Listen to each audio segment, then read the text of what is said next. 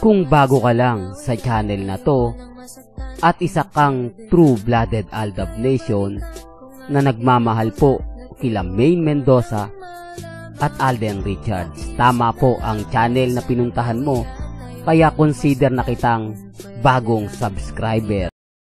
Welcome back mga ka-Aldab. Ito na naman po ang inyong lingkod, si Mr. Destiny. Ito yung pinaka-latest update kay Maine Polkerson. Marami kasi nagtanong kung sino nga po ba ang kasama ni Mengay, kung saan nga po ba siya nagpunta, at bakit wala nga po siya sa Itbulaga. Maraming nagbabasa na nasa Smart nga po daw si Mengay para sa meet and greet. Pero kumbaga anniversary nga po ng Bello Babies sa medical group na syempre hindi po mawawala si Mr. Richards Polkerson, na hindi naman po ito binabalita sa social media. Hindi nga po ito pinopost sa mga kaganapan po, lalo na po yung mga taong sinasabi nilang updated na updated. Sabi ko nga po sa inyo, si Mengay po pwede naman pong hapon na siyang pumunta sa Bello Medical Group, di po ba, pero hindi niya po yung ginawa. O ibig kong sabihin sa Smart, ibig kong sabihin o pinupunto natin, tapusin na muna yung Itbulaga, di po ba? Dahil kumbaga ilang araw din po siyang wala sa EB, hindi po ba? Mas maganda mag-perform naman po siya sa Itbulaga. Basta pwede naman po siyang umalis, di po ba? O hindi niya natapusin yung show. Ginagawa po ni Mengay ito, for the record lang to, baka may mag-react dyan. Ako hindi, haggard na si Mengay kung pupunta siya sa ganito, pupunta siya sa ganon. Baka ang pangit na ng mukha niya. Remind ko lang po sa inyo, ginagawa po ito ni Maine dati sa Itbulaga. Sa yung mga panahon na kumbaga nagigese sa iba, pero agad-agad bumabalik siya sa Itbulaga. Ito yung taping dati ng Daddy's Girls na tinatapos lang ni Maine, tapos babalik na siya sa Itbulaga. Pero kapag may time muna sa Itbulaga, ang ginagawa niya Itbulaga muna, tapos hindi na niya tinatapos sa, ang ibig kong sabihin, hindi na tinatapos yung yung Itbulaga, nawawala na po siya agad-agad. Yung iba nagtataka, bakit wala si Mengay sa Itbulaga? Sinugod ba sa ospital? Sumakit na naman ba yung tiyan? Ulitin ko lang po ulit mga ka-Aldab, sabi ko nga po sa inyo, may mga bagay-bagay po na mahirap po talagang ipaliwanag, di po ba?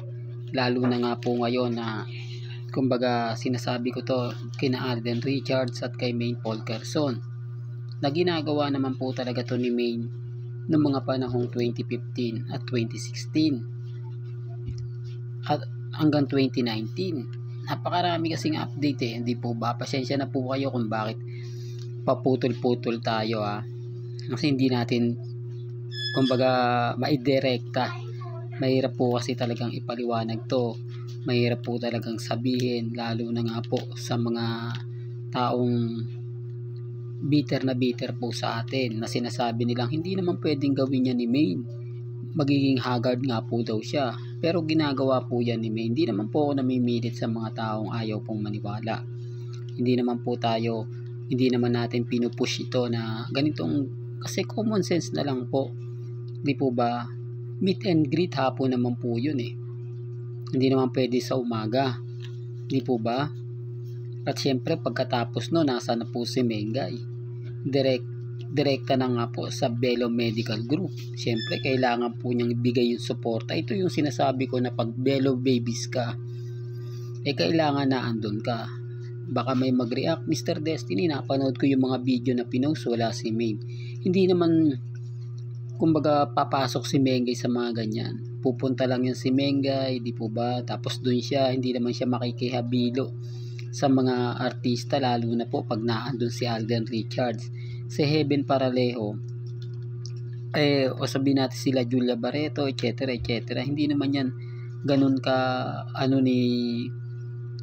ka-close ni Mengay, di po ba? Sabi ko nga po sa inyo, si Maine, simple lang po yan, di po ba? At never nga, hindi talaga pwede makita sa camera na magkasama yan, di po ba?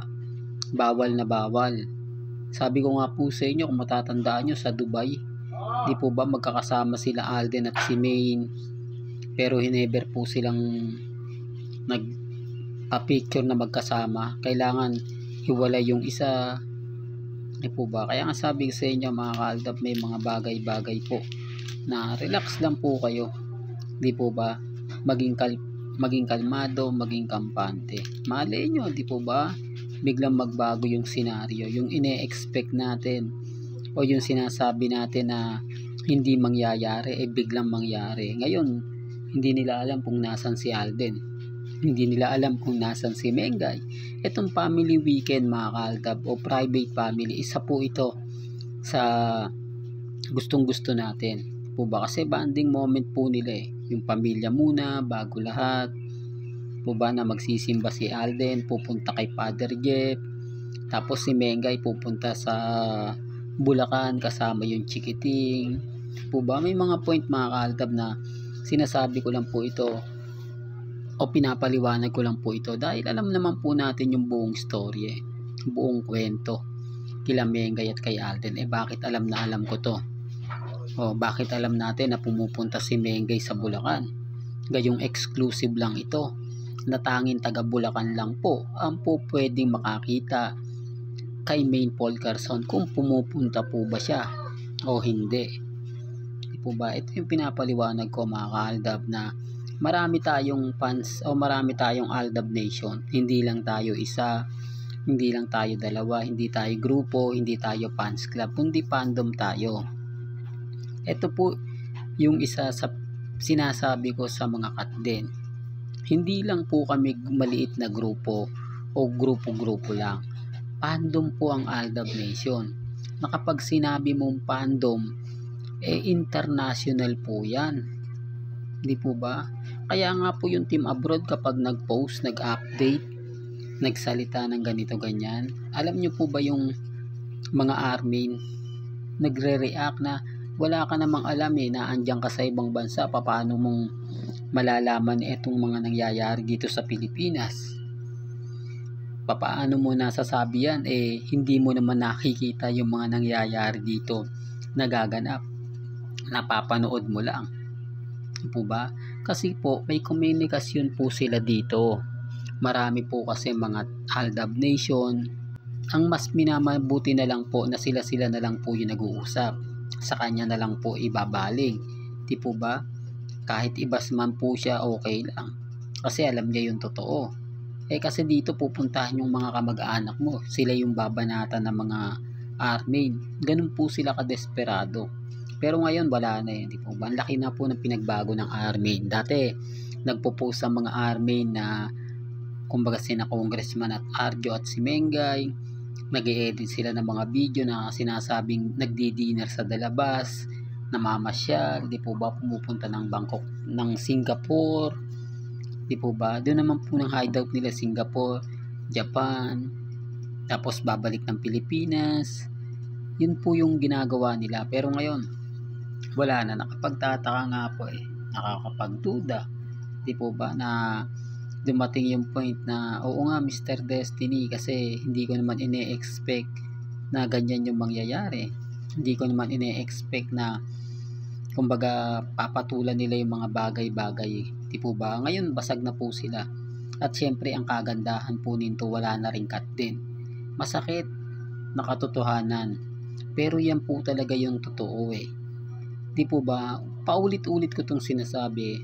Hindi nyo pwedeng sisihin sina Catherine at si Alden Richards at ang GMA Network, ABS-CBN. Ang tanging sisihin nyo yung mga taong gumawa ng dummy account, yung mga taong sinabing may relasyon sina Alden at si Mengay, si Catherine, yung nagpakalat na binigyan ng mamahaling relo, mamahaling alahas, pinatayo ng bahay si Catherine ni Alden Richards, di po ba? Lahat po yun doon nyo dapat isisi, kasi hindi naman yan puputo kung wala rin yung mga taong yan, di po ba?